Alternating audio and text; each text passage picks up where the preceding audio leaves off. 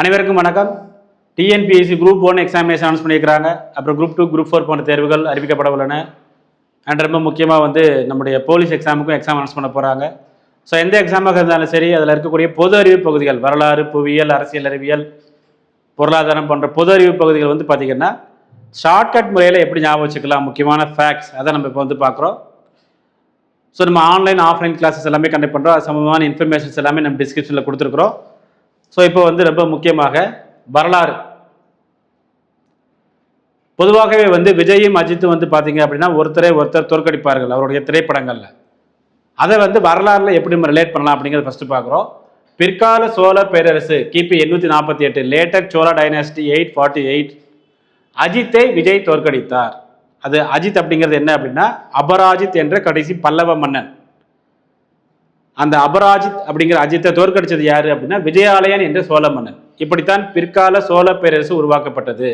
Later Chola dynasty was created by Vijayalaya Cholan. இங்கு அஜித் தோற்கடிக்கப்பட்டு விஜய் ஜெயிச்சு ஒரு பரம்பரையை உருவாக்கி இருக்கிறார், சோழ பரம்பரை. இதே இது ஃபியூச்சர்ல பாத்தீங்க அப்படின்னா ஒரு 700 வருடம் கழித்து தலக்கோட்டை போர் 1565. தலக்கோட்டை போர் எப்போ நடந்துச்சுன்னு கேட்பாங்க. ஒரு 5 ரூபாய் இருந்துச்சுன்னா ஆரஞ்சு பழம் வாங்கலாம், ஞாபகம் வச்சுக்கோங்க. ஒரு 5 ரூபாய் இருந்துச்சுன்னா ஆரஞ்சு பழம் வாங்கலாம். தலக்கோட்டை போர், அதில் தலை ஜெயிச்சிருவார். யாரை ஜெயிப்பார்? விஜய் ஜெயிப்பார். இங்கே விஜய் நம்ம யாரை சொல்கிறோம்? விஜயநகர பேரரசை சொல்கிறோம். ஸோ விஜயநகர பேரரசு தோற்கடிக்கப்பட்டு எதில் தோற்கடிக்கப்படுகிறது? தலக்கோட்டை போரில் தோற்கடிக்கப்படுகிறது. தலையிடம் தோற்கடிக்கப்படுகிறது. அஜித்திடம் விஜய் இங்கு தோற்கப்படுகிறார். ஸோ ஃபர்ஸ்ட் பார்த்தீங்க அப்படின்னா விஜய் பார்த்தீங்க அப்படின்னா ஜெயிக்கிறாரு, ரெண்டாவது தலை ஜெயிக்கிறாரு. அது பிற்கால சோழ பேரரசு, இது தலக்கோட்டை போர். அதான் வித்தியாசம். ஸோ இப்படிதான் நம்ம லேட் பண்ணி படிக்கிறோம். அடுத்ததாக குலோத்துங்க சோழ மன்னர்கள் 3 பேர் இருக்கிறாங்க. முதலாம் குலோத்துங்கன், இரண்டாம் குலோத்துங்கன், மூன்றாம் குலோத்துங்கன்.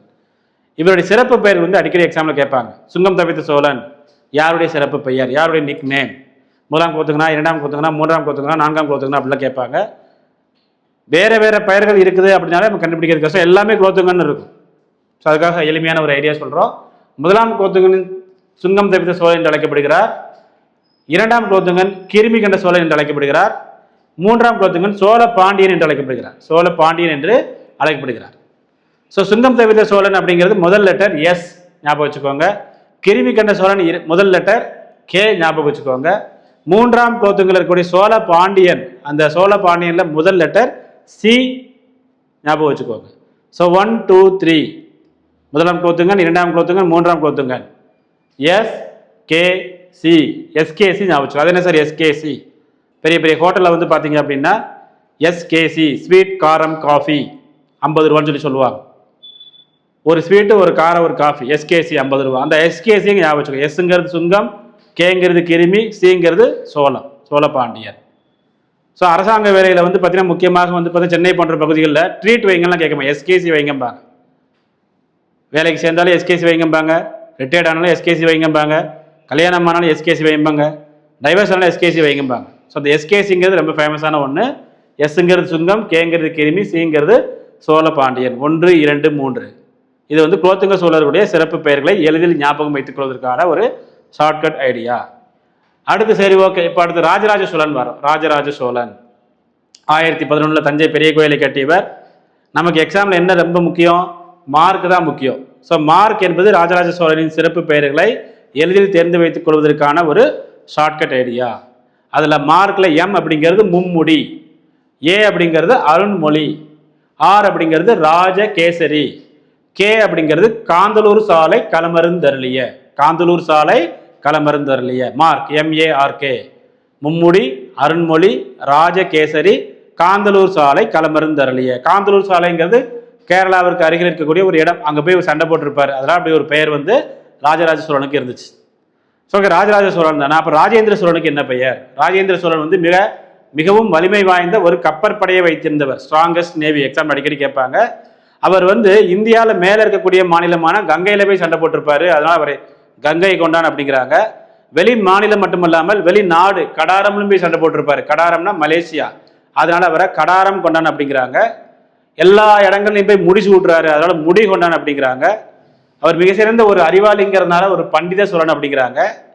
வெளி மாநிலம் கங்கையில போய் சண்டை போட்டதே தப்பு, இவர் வெளிநாடான கடாரத்துல போய் சண்டை போடுறாரு.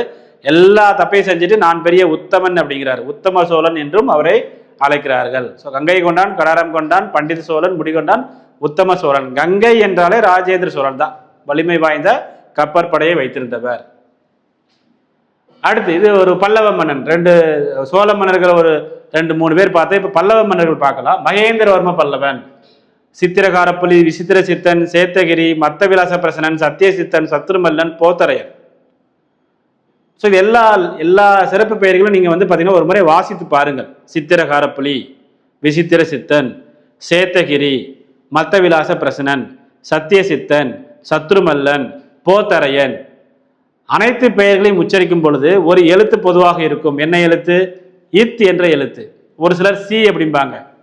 இது எல்லாத்துலயும் சி வராது. மத்தவிலாச பிரசனன்ல சி வராது. இத் எல்லாத்துலயும் பொதுவா இருக்கும். சித்திரகாரப்புலி, விசித்திர சித்தன், சேத்தகிரி, மத்தவிலாச பிரசனன், சத்தியசித்தன், சத்ருமல்லன், போத்தரையன்.